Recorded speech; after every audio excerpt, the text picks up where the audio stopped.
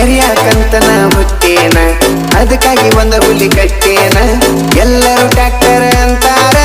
ಅದಕ್ಕ ಟೈಗರ್ ಅಂತೇನ ಹಾರಣ ಬಡದರ ನಾ ಹಾರಣ ಬಡದರ ಹಾದಿಗೆ ಬಾರ ಹರಿಗಾಡಾಕ ಹೋಗುನು ನಿಮ್ಮ ಅಪ್ಪ ಒಪ್ಪಿಗೆ ಕೊಟ್ಟನ ಇಬ್ಬರು ಮದುವೆಯಾಗುನು ಊದ ಗುಂಬಳಕಾಯಿ ಹಂಗ